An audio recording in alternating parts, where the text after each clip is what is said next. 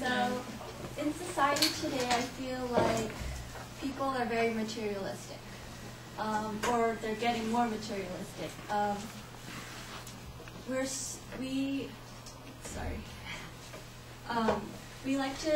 Our world today is so caught up in what kinds of cars we drive, the technology we own, and the clothing we wear. We are walking advertisements for the brand, the logo. We are basically walking advertisements. We show off the logos of the brands we love. But today I want to talk about a brand that is just more than the logo. It's the purpose behind the logo. And so that brings me to... So today I'm going to be sharing with you the popular shoe brand Tom's and the motive behind the logo. So I chose to talk about this topic because ever since the beginning of Tom's, they've boomed into a huge popular fashion trend. And they are also promoting a good cause for helping children around the world. So, and I'm pretty sure most of you either own a pair or two, and if I'm wrong, you know what Tom's is and the significance behind it, but you guys are probably unaware of how it became to be. So today I'm going to talk about the meaning behind Tom's, the founder and CEO, and how he got the idea, and how they distribute the shoes. So to first start off, I'll share the logo. This is the Tom's flag, and what Tom's means is shoes for tomorrow. So in a recent interview, it was revealed that Tom's is not an acronym where each letter means something. The company name is derived from the word tomorrow, which was originally evolved from the concept Shoes for Tomorrow project by the founder. And you're probably wondering why shoes? Why not shirts or hats or backpacks? From the official website of Tom's, it states that they chose shoes because one of the leading causes of diseases in the developing countries is soil transmitted, which can penetrate from the skin from bare feet, and with wearing shoes that can help prevent these diseases in the long term. And another reason is that the children cannot attend school without shoes because shoes is a required part of their uniform, and without shoes they can't get an education, and without an education they can't they don't have the opportunity to realize their potential. And so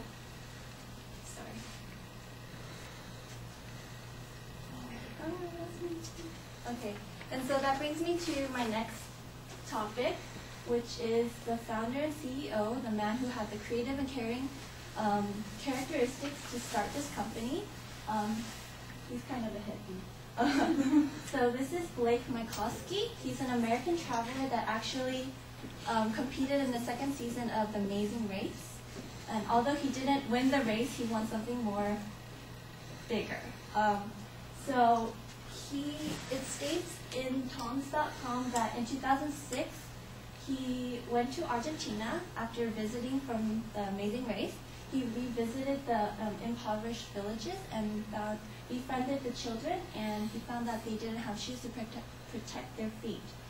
So wanting to help, he created Tom's, a company where every shoe purchased, he's going to match it with a shoe given to a child in need. And this is children from a village in Argentina he visited.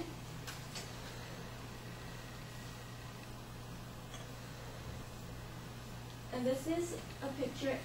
Another motto for Tom's is 1 for 1. And the 1 for 1 concept is basically every time a customer purchases a pair of Tom's, the company will give it to a child in need. So with a lot of anticipation and hope, Blake created what is now one of the biggest organizations in helping children around the world. So that leads me to my next and last point, and that's how Tom's gives and distributes their shoes. And one of the biggest distribution methods is the shoe drop. And what the shoe drop is, it's a unique program from the Tom's company where the staff, volunteers, and other Tom family members, they go to different countries for about a week or two, and they just get the opportunity to have this amazing experience to hand place the shoes on the children and to engage in different and new cultures and just learn the importance of giving to the community. And some of the places they do the shoe drop is South Africa, Rwanda, Ethiopia, United States, Haiti, and Argentina, where the first ever shoe drop was taking place. And another method they use to distribute is called giving partners. And giving partners is where Tom's works with other groups in establishing shoe giving companies or organizations. And they're committed to creating the biggest impact for a long-term, it states that they're committed to creating the biggest impact possible with the shoes they give, improving children's health and access to education in the long term. So these are a few of the ads that they have. So in conclusion today, I talked about what the meaning of Tom's is, the genius man behind it, and the ways they distribute. And it's obvious to see that in today's society, people are willing to give that extra stretch and to make a change in the world, and we can play a part in that by purchasing these lovely shoes and putting a smile on children's faces around the world. Thank you.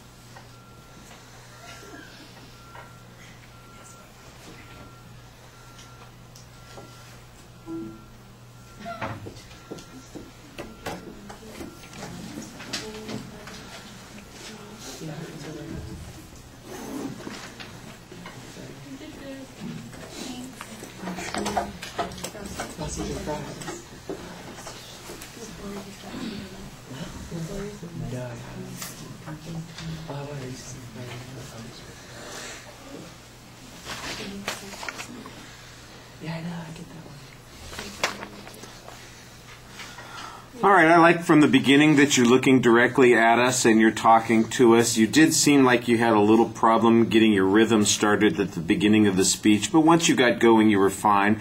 The subject and the theme are very clearly explained at the beginning, and you have a solid preview of what the content's going to be. I thought the contents were easy to follow. It's pretty simple. You've got enough detail and story here to make it interesting, and you include some visuals that highlight and kind of draw our attention in a little bit more as we go along. I didn't think that the shoe drop concept was very clearly explained, but that was the only thing that I had a problem with on the content.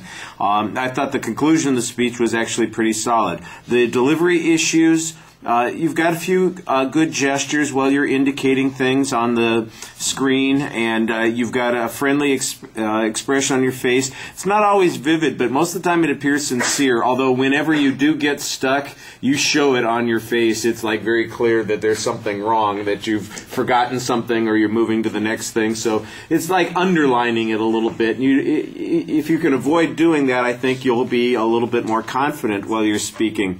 Your eye contact was consistent throughout the speech. You're always engaging the audience. I appreciated that. The visuals were fine. They're integrated into the speech pretty well. The notes, for the most part, you were good. Once in a while, you had to step back, and you lost your place at one point. And that's why you want to keep those notes relatively simple and just know what you're talking about, which I thought you did for the most part. The paralinguistic issues, your voice is fine. Everything's flowing smoothly. I didn't notice any major problems. Like I said, just at the beginning when you had a little bit of trouble getting started. The only anxiety issues were things that you self-reported and identified on when you got nervous. I thought that you came across very relaxed. Oh, there was one thing about the body movement that I thought was a little awkward, and that is that you do a lot of swinging at the hips. It's kind of like a twist thing. That's the only movement that you have. I'm rotating on my hips here back and forth, and that does look a little bit like I'm trying to be in control